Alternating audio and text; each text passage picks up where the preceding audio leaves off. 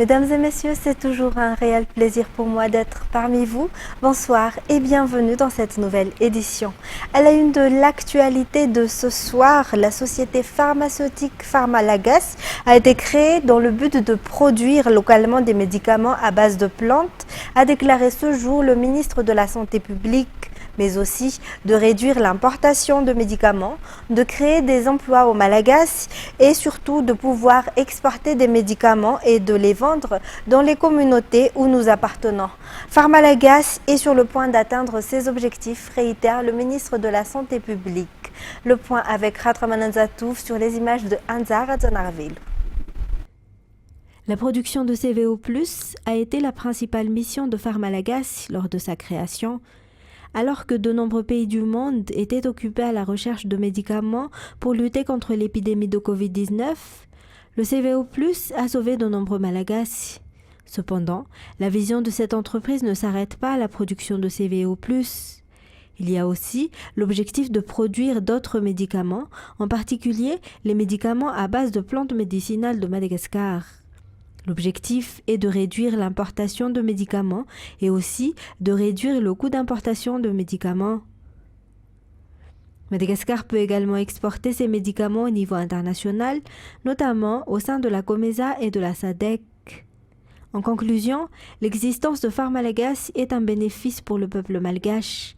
Madagascar est la raison d'être de la société Pharmalagas, a conclu le ministre.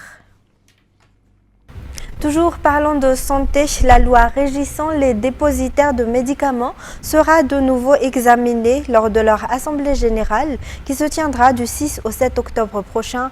À cette occasion, l'ouverture des dépôts de médicaments dans les zones enclavées et où il n'y a pas de pharmacie sera également discutée.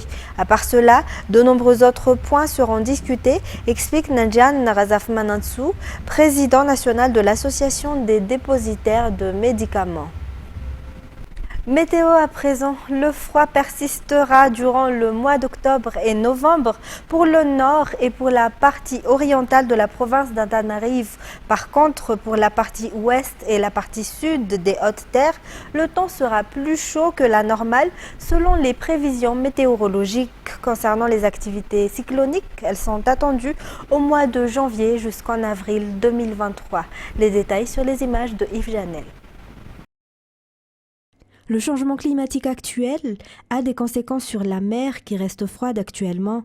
Par conséquent, pour Madagascar, les précipitations sont à tendance déficitaire par rapport à la normale saisonnière dans la majeure partie de la grande île. Il continuera également à faire froid pendant les mois d'octobre et novembre, selon un responsable auprès de la météo. Par ailleurs, l'activité cyclonique attendue pour Madagascar devrait se concentrer pendant la deuxième moitié de la saison, c'est-à-dire de janvier à avril. Aucune zone d'activité particulière n'est privilégiée. On pourrait donc s'attendre à des systèmes provenant tout aussi bien de l'océan Indien que du canal de Mozambique. À noter que 4 cyclones tournent autour de Madagascar chaque année, mais en moyenne, 2 seulement touchent le pays. Ce sera également le cas pour cette saison, selon toujours les explications. Par ailleurs, les cyclones peuvent être violentes et causer de graves dégâts. Des inondations sont également à prévoir. À l'heure actuelle, tout le monde devrait s'y préparer selon les responsables des prévisions météorologiques. Toujours dans ce contexte, pour faire face à la prochaine période d'étiage, le Conseil des ministres de mercredi dernier a décidé des forages et d'autres actions pour 8 régions de Madagascar. Par ailleurs, les pluies provoquées constituent également une alternative, toujours pour se préparer à une éventuelle pénurie d'eau. Amornmani, Antinanan, Betzbouk, Buen, Fitvav, Otmatsach, Yurumbe et Diana, ce sont les 8 régions concernées par la mise en œuvre de 54 forages en urgence. Selon le rapport du dernier Conseil des ministres, chaque forage s'accompagne de la mise en place d'une unité de traitement d'eau. Ainsi, ces 54 forages viennent se rajouter aux 46 forages mis en place l'année dernière dans la région Analamang pour faire face aux problèmes d'approvisionnement d'eau. Toujours dans cette optique, les pluies provoquées figurent également parmi les stratégies à adopter, d'après toujours les explications du ministre de l'Eau, de l'Assainissement et de l'Hygiène, Fidinia Vravukac. Cela exige toutefois des critères d'ordre technique, financier, climatique et environnemental. Par ailleurs, le ministre de l'Eau a réitéré que les stratégies mises en place en 2019, qui ont été couronnées de succès, seront soutenues, notamment la mise en place de citernes et de bonbonnes dans les zones connaissant des difficultés d'approvisionnement. Il convient de noter qu'après le forum sur les prévisions saisonnières de la région sud-ouest de l'océan Indien, il a été annoncé que Madagascar, avec les Seychelles, la Tanzanie et le nord du Mozambique, sera touché par la baisse des précipitations à cause du phénomène Nina, une baisse qui impactera sur les ressources en eau et l'irrigation agricole. En politique, la coopération entre la CENI et l'Union européenne se poursuivra et sera même renforcée dans le cadre de la préparation ainsi que de l'observation des élections. Cette déclaration a été faite aujourd'hui à l'issue de la rencontre entre l'ambassadrice de l'Union européenne et le président de la CENI. L'Union européenne a participé dans l'observation et le suivi des élections l'année 2018. Aujourd'hui, l'Union européenne demande la réalisation des recommandations de cette mission de suivi et d'observation électorale à Madagascar. Pourtant, c'est le gouvernement malgache qui a la décision finale sur l'application ou non de ces recommandations. L'ambassadrice a également annoncé que l'Union européenne va encore définir les différents éléments qu'elle pourra apporter au CENI. Nous allons à présent suivre un publi-reportage. Filiale du groupe Axian, Jovena est le leader dans la distribution de carburant à Madagascar. Jovena investit continuellement pour moderniser son réseau et pour répondre aux besoins de chacun. Lors de cette 13e édition du Salon de l'Auto, Jovena fait également découvrir sa nouvelle gamme de lubrifiants premium Lube, récemment lancée à Madagascar. Publi-reportage.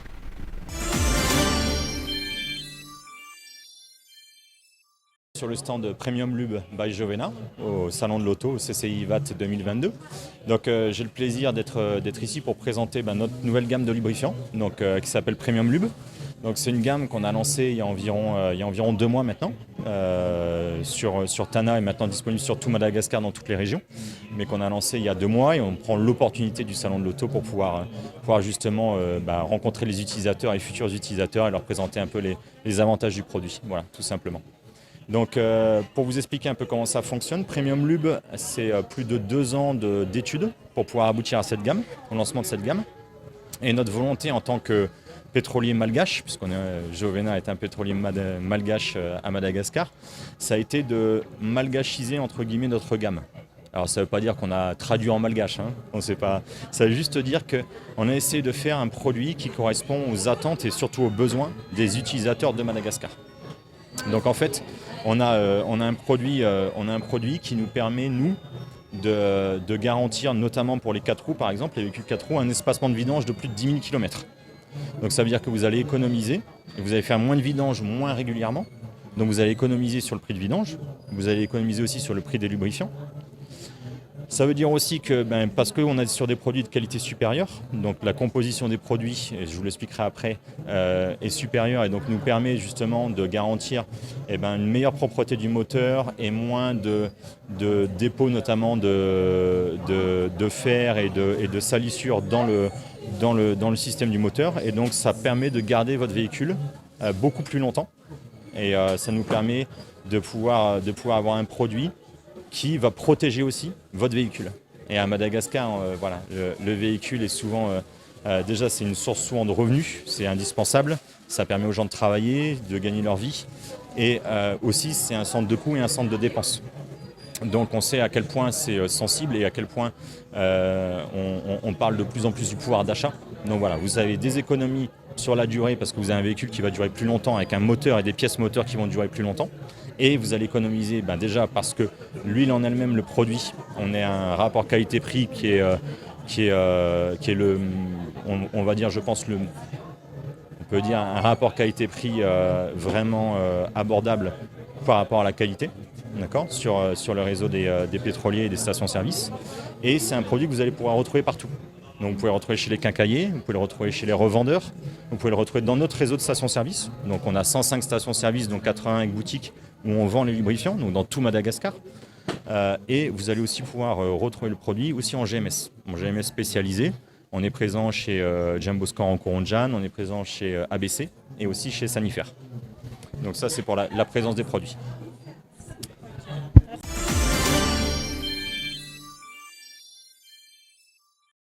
Voilà pour les actualités locales. Passons à présent aux actualités internationales.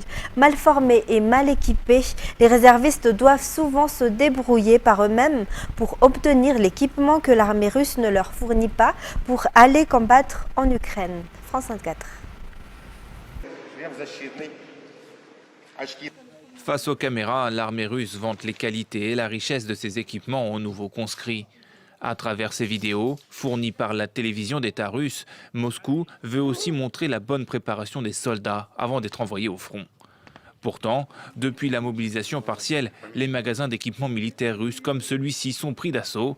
Les réservistes viennent y acheter ce que le gouvernement ne leur fournit pas.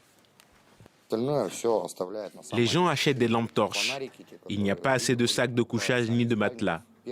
Avant, il y en avait beaucoup, mais maintenant, il n'y a plus rien nulle part. Mercredi, le New York Times a publié des enregistrements d'appels téléphoniques de soldats russes à leurs proches, de rares témoignages du moral des troupes au front et de ce qu'ils ont vécu en Ukraine. À mon retour, je démissionne. J'emmerde l'armée. Poutine est fou, il veut prendre Kiev, mais on n'y arrivera pas. Les couacs autour de la mobilisation contribuent aussi à ternir l'image de la guerre voulue par Poutine auprès des Russes. Des pères de famille nombreuses ou encore des malades chroniques ont été enrôlés. Pour la première fois, Vladimir Poutine a reconnu des erreurs. Il faut traiter chacun individuellement. Et si nous avons commis cette erreur, je le répète, il faut la corriger. Et ramener à la maison ceux qui ont été incorporés sans que les exigences de la mobilisation aient été prises en compte. L'annonce de la mobilisation partielle a entraîné de nombreuses manifestations en Russie. Plus de 2400 personnes ont été arrêtées. Des milliers d'autres ont décidé de fuir le pays. Rétrogradé en tempête tropicale après avoir dévasté la Floride, qui recense pour le moment au moins 12 morts, mais s'attend à un bilan bien plus lourd, Ian a été recatégorisé en ouragan jeudi alors qu'il se dirigeait vers la Caroline du Nord, la Caroline du Sud et la Géorgie. France 24.